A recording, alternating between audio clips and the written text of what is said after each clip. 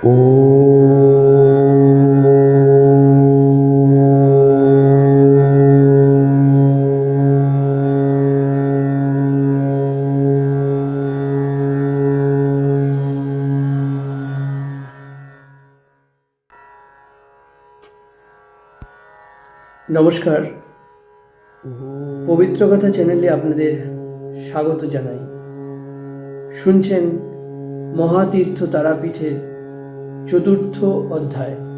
গত অধ্যায়গুলোর মতো এই অধ্যায়েও আমরা মহাপীঠ তারাপীঠে পুরুষোত্তম শ্রী শ্রী বামাখ্যাপার পরবর্তী বিশিষ্ট সিদ্ধ সাধকদের মধ্যে যেসব সাধকগণ সিদ্ধি লাভ করেছেন তাদের সাধন পদ্ধতি এবং জীবনযাত্রা নিয়ে এবং তাদের অলৌকিক কর্মকাণ্ড নিয়ে আমরা আলোচনা করছি। আজকের সাধক কালিকানন্দ ব্রহ্মচারী। কালিকানন্দ ব্রহ্মচারী দীর্ঘকাল তারাপীঠে সাধনা করেন। বামদেবের আশীর্বাদ ও কৃপাধন্য এই নিষ্ঠাবান তান্ত্রিক কালিকানন্দ ব্রহ্মচারীর বাড়ি তারাপীঠের অদূরে দক্ষিণ গ্রামে ডাবুকেশ্বরে। তার সম্পূর্ণ নাম কালিকানন্দ চট্টোপাধ্যায়। কালিকানন্দ তারাপীঠে এসে পাণ্ডাপাড়ায় থাকেন, মাঝে মাঝে ডাবুকেশ্বরে যাতায়াত করেন। স্থানীয় লোকেরা তাকে কালিকানন্দ ব্রহ্মচারী বলেই ডাকেন। কালিকানন্দ বামদেবের স্নেহ ও বিশেষ কৃপা লাভ করেন। তাঁর সাধন পথের নিগুড় নির্দেশও তিনি বামদেবের কাছ থেকে লাভ করেন। তবে অনেক সাধকের ন্যায় তিনিও দীর্ঘকাল বামদেবকে দেখে ও সঙ্গ করেও বামদেবকে উপলব্ধি করতে পারেননি। এমনকি বামদেবের মর্তলীলা সম্বরণের কিছুকাল পরে বামদেব সম্পর্কে একদিন কথা প্রসঙ্গে কালিকানন্দ অবহেলা ভরে বলেন, বামদেব অপদার্থ ছিলেন। তাই শুনে তারাপুর নিবাসী যুবক জগদীশ মজুমদার, উত্তরকালে যিনি কঙ্কালী বাবা নামে খ্যাত, উত্তেজিত কালিকানন্দকে খাঁড়া দিয়ে কাটতে চাইলেন। বামদেবের প্রিয় শিষ্য ও সেবক প্রবীণ নগেন বাগচির কাছে এসে যুবক জগদীশ মজুমদার উত্তেজিতভাবে বললেন, কাকা, আমি কালিকানন্দকে কেটে ফেলব। প্রাজ্ঞ নগেন বাগচি জিজ্ঞাসা করলেন, কেন, কালিকানন্দ কি বলেছে? জগদীশ মজুমদার বললেন, কালিকানন্দ বলেছে বামদেব অপদার্থ ছিল। কালিকানন্দ বামদেবকে অপমান করেছে, তাই ওকে কেটেই ফেলব। এই বলে উত্তেজিত হয়ে কালিকানন্দকে তখনই খাড়া নিয়ে কাটতে যেতে উদ্যত হন বলিষ্ঠ যুবক জগদীশ মজুমদার। প্রাজ্ঞ নগেন বাগচি তাকে থামিয়ে দিয়ে বললেন, কালিকানন্দ তো ঠিকই বলেছে, তুই শুধু শুধু রাগ করছিস কেন? স্বয়ং বামদেবের শিষ্য ও একনিষ্ঠ সেবক নগেন বাগচির মুখে এই কথা শুনে যুবক জগদীশ মজুমদার স্তম্ভিত হয়ে বললেন, কাকা, তুমিও এ কথা বলছো বামদেব অপদার্থ ছিল? তখন পরম প্রাজ্ঞ প্রবীণ নগেন বাগচি মৃদু হেসে বললেন, অপদার্থ মানে যা পদার্থ নয়, অর্থাৎ পদার্থের অতীত। পদার্থ মানে হলো জড় বা জড়, আর পদার্থের অতীত, জড়ের অতীত হলো চৈতন্য। তাই বামদেব অপদার্থ অর্থাৎ চৈতন্যময় পুরুষ ছিলেন। বামদেব তো চৈতন্যময় পুরুষ ছিলেনই। বামদেবের অপার কৃপাধন্য নগেন বাগচির এই অপূর্ব ব্যাখ্যা শুনে জগদীশ মজুমদার হতবাক হলেন মহাবিস্ময়ে। তারপর শান্তভাবে বললেন, তাহলে কাকা, তুমি বলছো কালিকানন্দ ঠিকই বলেছে? তা শুনে নগেন বাগচি মুচকি হেসে বললেন, হ্যাঁ, ভেবে দেখ না, পদার্থের মানে তাই হয় কিনা। কালিকানন্দ পণ্ডিত ও তান্ত্রিক লোক, তাই একটু রহস্য করে বলেছে। এইভাবে নগেন বাগচি যুবক জগদীশ মজুমদারকে শান্ত করলেন। পরবর্তীকালে প্রবীণ কালিকানন্দ ব্রহ্মচারী বামদেবের মাহাত্ম্য উপলব্ধি করতে সমর্থ হন।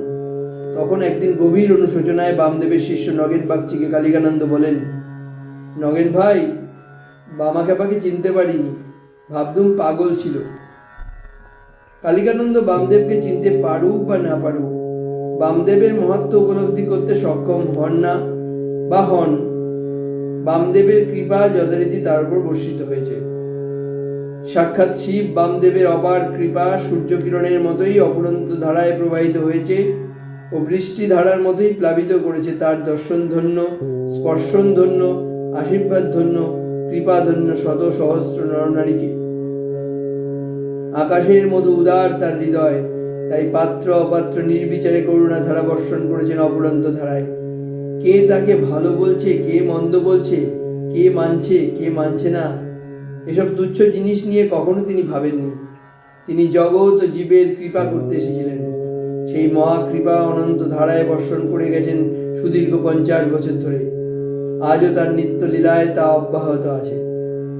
এত অনাবিল অমৃত ভরা অফুরন্ত করুণা ধারা কেবলমাত্র এমনভাবে শ্রী বাম মহেশ্বরের পক্ষেই করা সম্ভব। যে তাকে দর্শন করেছে, যে তার কাছে এসেছে, যে তার দৃষ্টিতে পড়েছে, সেই কৃপা লাভ করেছে। সে ভালো কি মন্দ, সে শত্রু কি মিত্র, ভক্ত কি অভক্ত, পরিচিত কি অপরিচিত, সেই সবের দিকে করুণাবতার বামদেব কখনো ফিরে দেখেননি। এমনিভাবে তিনি শত সহস্র নরনারীকে অন্তহীন ধারায় করুণা ধারা বর্ষণ করে গেছেন। শুধু নরনারীকেই নয়, মনুষ্যতর জীবজন্তু, পশু পাখি, কীটপতঙ্গ, তরুলতা সবাইকে তার করুণা ধারায় আপ্লুত করেছেন। এক কথায় বলা যায়, যে শিবাবতার বামদেবকে দর্শন করেছে তারই মানব জীবন সফল হয়েছে এবং সেই তারাবামের কৃপায় মুক্তি লাভ করেছে। সে যেভাবেই আসুক না কেন, শ্রী বাম মহেশ্বরকে দর্শন করার সাথে সাথেই তার মুক্তির চাবিকাঠি মিলে গেছে। এমনকি যারা বামদেবকে দর্শন করেনি, অথচ দূর থেকে বামদেব তাদের স্মরণ করেছেন কিংবা স্বপ্নে তাদের দর্শন দিয়েছেন, সেই মহা সৌভাগ্যবান ব্যক্তিগণও এবার মুক্তি লাভ করেছেন। এমন নির্বিচারে সর্বজীবের উপর অনন্ত করুণা ধারা বর্ষণ করতে ইতিপূর্বে এমনভাবে অন্য কোনো করুণাবতারকে দেখা যায়নি, যা এবার শিবাবতার বামদেব দেখিয়ে গেলেন। আজও তিনি সূক্ষ্মে তার অফুরন্ত করুণাধারা বর্ষণ করে চলেছেন জগৎ ও জীবের প্রতি। আজও পৃথিবীর যে কোনো প্রান্তে যে কোনো নরনারী তাকে আন্তরিকভাবে ডাকলে তিনি সাড়া দেন, তার সমস্যার সমাধান করেন, এমনকি দর্শনও দেন। দেবাদিদেব শ্রী বাম যে বিশ্ব ব্রহ্মাণ্ড জুড়ে সর্বক্ষণ সর্বত্র বিরাজ করছেন, তাই কালিকানন্দ ব্রহ্মচারীও বামদেবের অকৃপণ করুণাধারা থেকে বঞ্চিত হননি। বিশেষ করে তিনি বামদেবের দর্শন ধন্য, সঙ্গধন্য, উপদেশ ধন্য ও সাধন ধন্য। যখন বীরাচারী কালিকানন্দের সাধনা ও তেজস্বিতা ছিল অপূর্ব। বীরাচারী কালিকানন্দ ব্রহ্মচারী বৃদ্ধ বয়সে এক সদ্গবের যুবতী মেয়েকে শক্তিরূপে গ্রহণ করেন। বীরাচারে সিদ্ধি লাভের জন্য ও বীরাচার থেকে দিব্যাচারে স্থিতি লাভের জন্য এই ভৈরবী শক্তি বীরাচারী সাধকের পক্ষে বিশেষ প্রয়োজন।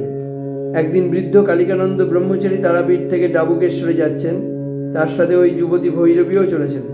পথে কয়েকটি লঘু স্বভাবের যুবক বৃদ্ধ কালিকানন্দকে তার যুবতী ভৈরবী সহ যেতে দেখে বিদ্রূপ করে কিছু বিরূপ মন্তব্য করল। তেজস্বী কালিকানন্দ তা শুনে দাঁড়িয়ে পড়লেন।